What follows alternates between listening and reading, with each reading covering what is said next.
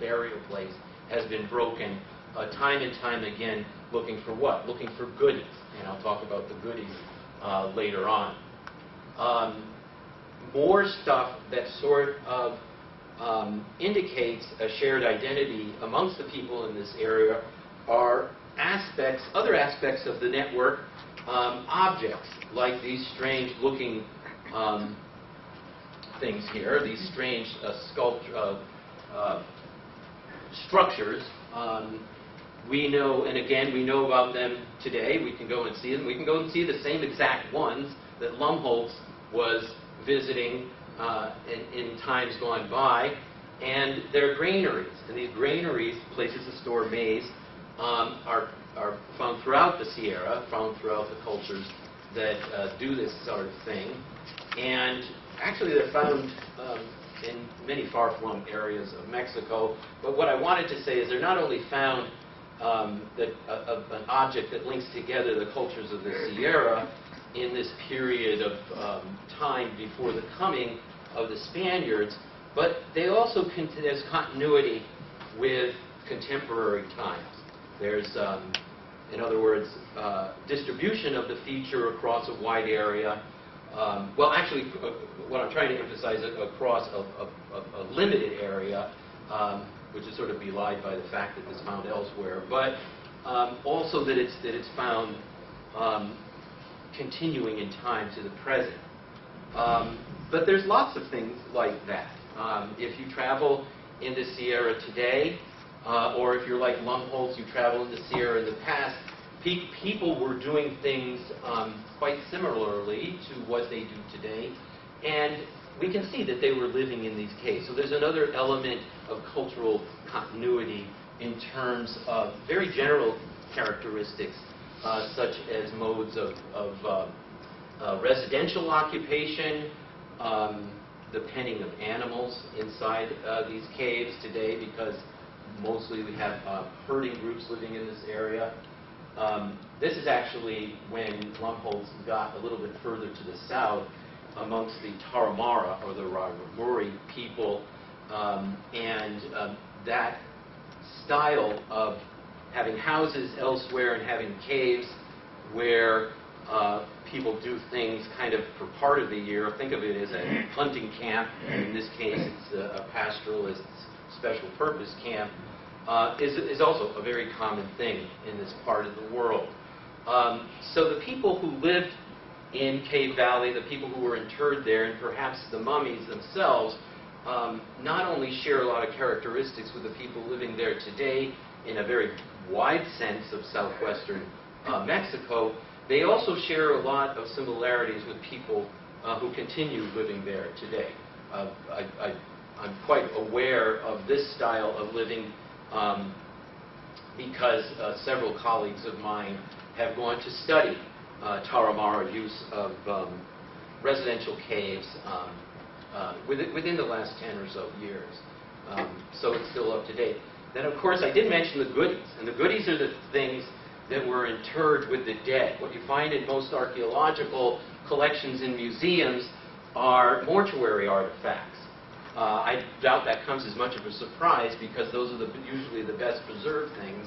And of course, that's why tomb robbers rob tombs, because they want to get at the goodies that are inside of them. And this is the sort of material, at least over here on the left-hand side, that would have been found buried with people like the Cave Valley mummies. This is Medio period Ramos polychrome. This is what archaeologists talk about all the time. A very distinctive kind of pottery that, again, uses some of the symbols that I talked about before. This sort of sky serpent, birds are often an important characteristic of this. The sky serpent, sometimes it's a horned serpent, and it's often rendered rather stylistically, and it kind of evokes not only the serpentine aspect, but fabrics and things like that are also evoked. You can see much more abstract versions of the same stuff. Imagine the same colors, the red, the black, the buff color is very common for this time period. Here's a bowl seen from the top and seen from the bottom. That's sort of a a great horned toad's body stretched out into a bowl form. And then, of course, we can see other kinds of serpentine creatures. Here's one with a parrot's head instead of the serpent's head, and a slightly more abstract one. This pottery from this time period is part of an illegal market in these objects. Their tombs are still being, or burials are still being breached to this very day.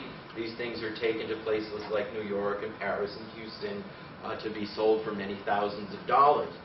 Another good thing it does is it sort of inspires the new elements of pottery making and pottery design, using some of the imagery that's similar. Certainly serpents, certainly birds of prey, and some of the coloring and styles of the stuff. This is pottery from a place not far from where the caves of the cave mummies were found, a place called Matortis in Chihuahua, between Casas Grandes and the main city of Chihuahua today. And these guys are also quite valuable and sold and quite pricey to get your hands on. When you find this kind of older stuff, you know you're well dated to a particular time period. And that's the time period of this very famous site called Casas Grandes, or Paquimé, near the modern-day town of Casas Grandes in northwest Mexico, and about 30 or 40 miles away from the cave that I'm talking about. This is Casas Grandes. I thought I'd show you a picture of the site and give you an idea of the phenomena that most of this area is kind of known for or typed to. As I said before, about 12 to 1400 AD. It was probably the most important settlement anywhere in northwest Mexico or southwestern United States at the time. It kind of filled in for places like after the fall of Chaco Canyon that some of you may have heard of, or the fall of other places like Mesa Verde. This was one of the most important places in the, quote, southwest at that time. It's a larger area. And of course, the very distinctive elements of the culture, including the notion that there are connections between this world and a world far to the south, ancient Mesoamerica, at the same time as well. Because at Casas Grandes, which was probably one of the most important parts of Casas Grandes, is the fact that it served as a huge trading center between the Pacific and Atlantic Oceans. And in fact, the caves that I'm talking about are along a very common pathway from the Atlantic to the Pacific. One of the only ways you can get through the Sierra is the area that I'm talking about. And a lot of this trade was organized out of this big population center of Casas Grandes, now known today by most as Paquimé. And Paquimé covers about a square mile, so it's a big place. And lots of people lived there. And it had a hinterland. And we would suggest that this hinterland was made up of all different kinds of sites, of different sizes, of different importance, different emphases. But the whole system here, the network, if you will, was probably closely interactive with this main place. This main place had connections far to the south, because this type of macaw, the bones of which are found in here, the eggshells of which are found in, these are macaw pens at the site. Well, this particular critter comes from far to the south. It doesn't grow here naturally. And so they were raising them for trade, and we find this same creature up in the Four Corners area, well to the north of Santa Fe, New Mexico. So there's a lot of interaction in this world. So when you're thinking about networks for this time period, you have to think about kind of nested networks of differing sizes and differing functions for the world that the individuals who were removed from Cave Valley played some part.